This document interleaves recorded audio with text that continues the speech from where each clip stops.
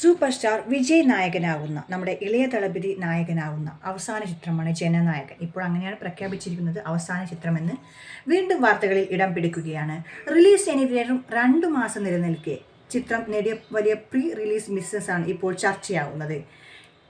Trade വെബ്സൈറ്റായ സാക് നിൽക്കിൻ്റെ report പ്രകാരം ഏകദേശം 325 കോടി രൂപയാണ് ഇതുവരെ ജനനായകൻ നേടിയത്.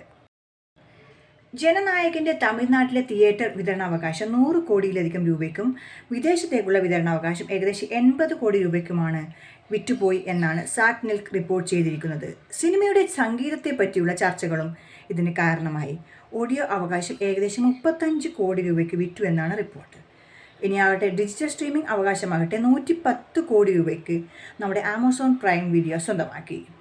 ഇതോടെയാണ് ചിത്രത്തിൻ്റെ ആകെ പ്രീ റിലീസ് വരുമാനം 325 രൂപ കൂടി കടന്നത്.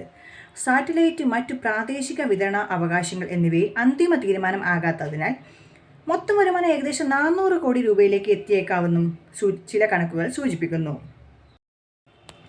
എൻ വിനീത് സംവിധാനം ചെയ്ത് KVN പ്രൊഡക്ഷൻസ് നിർമ്മിക്കുന്ന ഈ ചിത്രത്തിൽ വിജയ്ക്കൊപ്പം പൂജ ഹെഗ്ഡെ, ബോബി ഡിയോൾ, നമിത ബൈജു, ഗൗതം വാസുദേവ് മേനോൻ, പ്രകാശ് രാജ്, നരയൻ പ്രിയാമണി എന്നിവരും പ്രധാന വേഷങ്ങളിലെത്തുന്നു.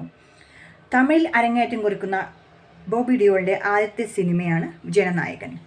അനിരുദ്ധാണ് സംഗീത സംവിധാനം നിർവഹിച്ചിരിക്കുന്നത്. ചിത്രം 2026 ജനുവരി 9 തിയേറ്ററുകളിലേക്ക് എത്താൻ വേണ്ടി ഇപ്പോൾ പ്രഖ്യാപിച്ചിരിക്കുന്നത്. വെങ്കട് കെ നാരായണ ആണ് KVN പ്രൊഡക്ഷൻസിൻ്റെ പേരിൽ ജനനായകൻ നിർമ്മിക്കുന്നത്. ജഗദീഷ് പളനിസ്വാമിയും അതുപോലെ തന്നെ ലോഹിത് NKയുമാണ് സഹനിർമ്മാണം. അപ്പോൾ നമുക്ക് ഏതായാലും കാത്തിരിക്കാം നമ്മൾ വിജയുടെ ജനനായകൻ എത്രത്തോളം ജനങ്ങളിലേക്ക് എത്തുമെന്നും അത് വിജയുടെ പൊളിറ്റിക്കൽ കരിയറിനെ ബാധിക്കുമോ എന്നറിയാനായിട്ട് കാത്തിരിക്കാം.